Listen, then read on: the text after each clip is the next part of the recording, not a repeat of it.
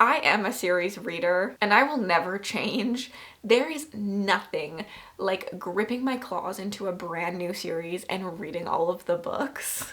And so that's why I like to make this list as the new year always comes around of the things I've really been thinking about loving. I have shortened my list this year. We're not going like 10 series that I want to read. We're really grinding it down to ones that I think have an incredible chance of me vibing with, an incredible chance of me giving 5 stars to, of me putting on a favorites list.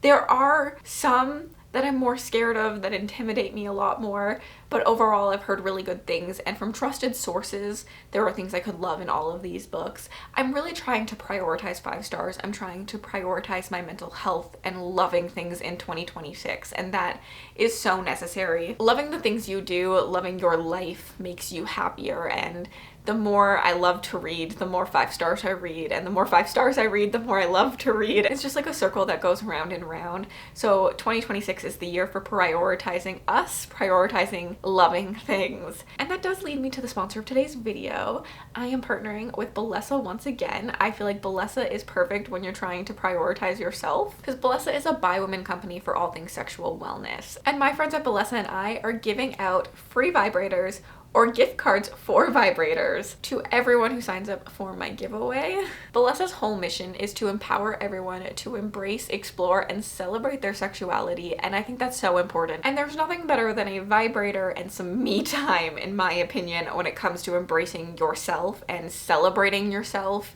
and loving yourself. And so I have a couple to show you. We have the Pebble. It comes in this little discreet casing. It's so perfect because it fits literally in the palm of your hand. So it's really easy to control. There is suction and there is vibration, and they're all controlled independently. So you have no like, I don't like this pattern. Like there's no weird patterns at all. You get to control the pattern yourself. And that is a favorite feature of mine. There's also the Air Vibe, and this one is perfect if you want both G-spot stimulation and clit stimulation. This one's silent but deadly. It has suctioning and vibration as well. And of course these are waterproof and all in discreet casing. Not gonna lie, my personal favorite is the Flutter Vibe. One, I just like the color. It's cute. But this one also has clit stimulation and G-spot stimulation. However, this one mimics the experience of a tongue, and you're gonna want to experience that. And last but certainly not least, we have the Rose. This went viral on TikTok, probably because it fits nicely in your hand, looks like a literal piece of decor, and has 10 different modes as well. I truly love Bellesa's products and I love what they stand for, so I'm very excited that I got to partner with them again, also just in time for Christmas. And as I said, Bellesa and I are giving out free vibrators or gift cards for vibrators for everyone who signs up to my giveaway. Link is in the description. You better get yourself some. Now that we've talked about that part of making 2026 a 5-star year, let's talk about the books that I'm picking for my priority series TBR. One of the changes I actually made this year was letting myself put on series that I've already started, because there are 2 series that I know I want to finish in 2026. I made a good indent in them in 2025, but I'm not anywhere close to finishing them. And normally I'm like, Cassie, you have to put on new series, but that's just a thing that I said in my brain. There's no reason for that. So we're gonna start with those 2 that are repetitive. One was actually on last year's, but one is a new series that I fell in love this year. The first one is gonna be Zodiac Academy. I told myself I was gonna binge my way through this series, and I did and I didn't. I'm currently moving on to book 5 in this series. It's a long series, and I've read book 1 of the first prequel series of this. I would like to read this whole world, so this is definitely a goal of mine. I love these. I love the audiobooks. I love the characters, so I know I'm going to continue to love these. And I just was like, I'm lying to you if I don't put this on this list, because this is still a priority for me. I want to read this entire series. I want to be utterly devastated and put back together by the Twisted Sisters time and time again. This one follows our 2 characters who are long lost princesses to Solaria. They grew up in the human realm, not knowing that Solaria even existed, when one day someone stumbles on their door and says, look, we've been looking for you. There's some inheritance and a crown waiting for you if you graduate from Zodiac Academy, but you have to graduate from Zodiac Academy in order to get that. They just want the inheritance. That's all they want. They're broke humans and they're like, let's go do this, let's get this money and let's dip out. However, they then meet the Celestial Heirs, which are a group of men who have been raised their whole life to know that they are going to be in charge of Solaria in place of the missing princesses. They're not willing to give this up, so they start to bully the princesses in order to get them out of Zodiac Academy. They want them to leave and never come back because they want the crown.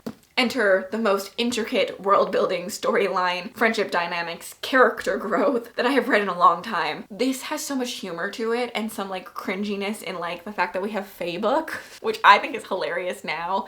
But if you're not in like a headspace for some of that, I understand why you won't like this writing. I technically DNF'd this series the first time I read it in book 1, and now I'm obsessed with it. So there's definitely so much in depth into this. There's like a whole world, a whole magic system based on like your star sign, and you have a different like Fae form, and that's how you get your magic, which I felt was like so unique, and I really enjoyed exploring that. I'm just obsessed with this and I need to continue. I'm so sad that I didn't even do like one a month. Like I could have finished this year, but here I am moving on to book 5 and I'm going to love it. The next one is one that really surprised me this year, and I need to continue on in Dungeon Crawler Carl. I am currently, actually at the time of filming this video, reading book 5, so I'll need to read 6 and 7, and then I believe 8 comes out in the new year.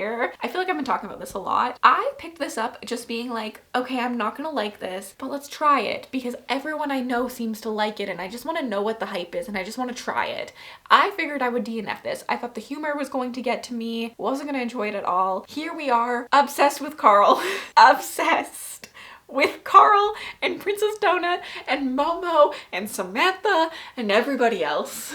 This is such a unique story for me, but also filled with such a incredible critique of capitalism, and also these really well thought out, well nuanced, well developed characters who age as the story goes. We start off in the head of Carl, and Carl is like, oh my god, get me out of this head. Like there's something about him that's just like so frustrating, and some of his humor and like some of his thoughts. But then you see him transform. Same with Princess Donut. You just see this character work that is so true to like who we are as we learn new experiences. They change us for the good and for the better. And I think we've gotten both sides of that. We see characters who change like thoughts on a lot of things. Like there's just so much nuance and depth to this whole world, to these characters, this whole society, while keeping it campy and fresh and fun, because in this world, essentially aliens come and they crush Earth. Like any building on Earth crushes and kills anyone who's inside a building. If you're outside of the building though, you get asked if you would like to compete in the dungeons. Or you can stay outside in this land that's about to die and you're probably gonna die. So most people go to the dungeons. Insert Carl, who happened to go outside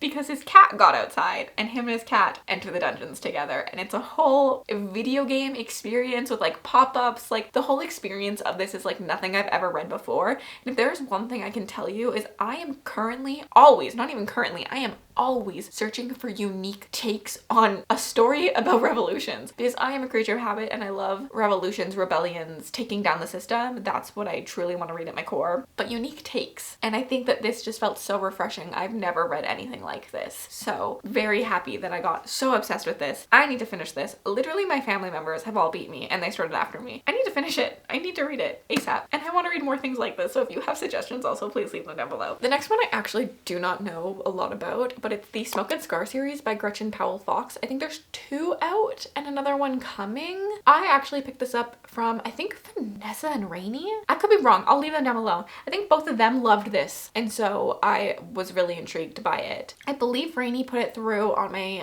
Patreon. I did like a suggest me a book, and then I put like all my 5-star audits in there, and it scored really high. Like it has a lot of the things I love in it, and so like that's really exciting. I do know this also just got picked up traditionally, so it had enough hype to be picked up. And then also I put in my de-influence my TBR. As I was trying to make my 2026 list, I wanted some opinions on some books, and this one, not a single person told me not to read. Everyone was like, that's incredible, you must read, you've got to read it. So obviously I have to put it on this list. There's trials in it that keep the humans and the magical races in like a time of peace, and so it's time for one of those trials, and we follow a celebrated war hero that's a fae, but she is drowning in grief, and I think there's going to be a lot of nuance to that story I'm hoping for. And then a vengeful knight who's fueled by hate, and I'm assuming they have to work together. I'm assuming enemies to lovers, reluctant allies to lovers as they work in this trial. And I love a trial setting. I love 2 people on opposite sides of a war. I always think that that leads to a really incredible dynamic as they learn about each other, because we are literally faced with propaganda every day no matter who we are. And I think this is one of those things where like like half of your hate for things comes from wrong information, and once you get around someone and they can give you proper information, your hate might change. And so I do think like that will be interesting. That's why I love having two different POVs on different sides of a war or a conflict or something like that. So I'm definitely really, really excited for this one. Next up is a TBR vet for me, A Darker Shade of Magic by V.E. Schwab. This one is a little nerve-wracking to put on this list, being like, these are 5-star prediction series. Like, these are series I think I'm going to love, because me and V.E. Schwab have a love-hate relationship. Mostly I dislike her books, but I love the Vicious Vengeful series so much. That's a 5-star series for me that I'm always like, what if this next one is as well? And I know this is a classic that is loved by so many. I'm very interested in kind of like the urban style of it, because it's like different types of Londons and traveling between like gray London and red London and black London, and like magicians that can travel between them. And I think that that sounds like really fascinating and really unique to me and something I haven't seen done. And this is an older story now, so like the fact that I feel like it still stands the test of time in its uniqueness value really calls to me. I've also heard a lot of things about Delilah Bard, and I have a feeling I'm going to really like her from everything I've heard from people. I feel like, if I remember, there's like a rebellion or something and there were like magic thieves, and I'm just like really intrigued by this one. I don't know too much, but I do think that I could love this. So it's going on this list and I'm excited. It's a finished trilogy. It'll be easy to read. It's not that long. I think that this will make good progress this year, and I think that I could be obsessed with this. I could hate it, but I think I could be obsessed with it. And that's kind of my vibe. Either I'm gonna love it or I'm gonna hate it. No 3-star vibes here. This next one is the scary one. I did put this on my De-Influence My TBR as well, and this got hits and misses. Gideon the Ninth? I have heard that I have to be willing to be confused to love this, and that's absolutely batshit terrifying to me. Confused? Me? I like to have all the information, but I also ran this one through that like 5-star prediction audit thing, recommend me a book, and it scored the highest out of any book possible. It has so many things that I literally love and eat up in stories. I think I could be obsessed with this. And it's just such a unique story as well. Like, this just feels like what has been done that is gay, lesbian, necromancers in space. What else can you give that tagline to? Not a single thing.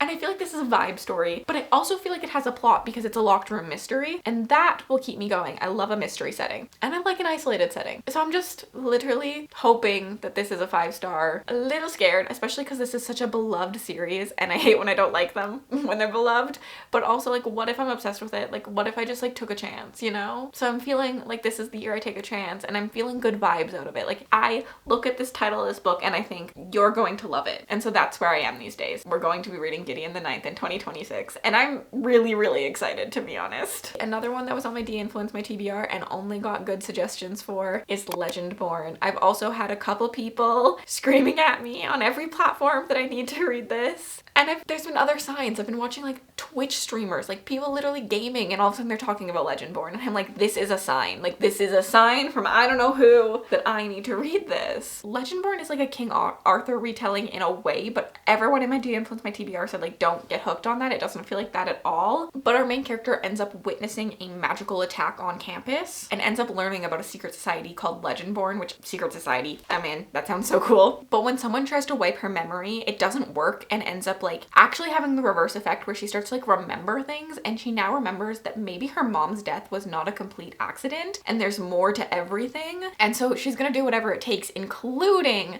going into the Legendborn society like as an institute, getting her way in, and from the inside taking it down and learning all the secrets. And I love a hidden identity so much. Actually, I hate to say this because the people who've been telling me to read it for years are right. I'm really excited to read this one. The more I've learned about it, the more I've looked into it, the more I actually do think this could be me. I think the King Arthur part just always really scared me. And so I'm very, very excited to try this one. Anyone know where I can get some pretty editions of it? I was looking online and the paperbacks have this stupid little flappy thing that I don't like on the front cover where it doesn't go all the way. So any ideas? Help a girl out there. I kept it simple this year with only 6, and I think these 6 have like a really good potential for me to binge my way through, and I'm really obsessed with that thought, and I'm just like really excited. I hope that all of these are finished by the end of the year, and I hope that because that means I was obsessed with them, because I'm such a series marathoner when I'm obsessed with things. Other than, I mean, this series is just so long.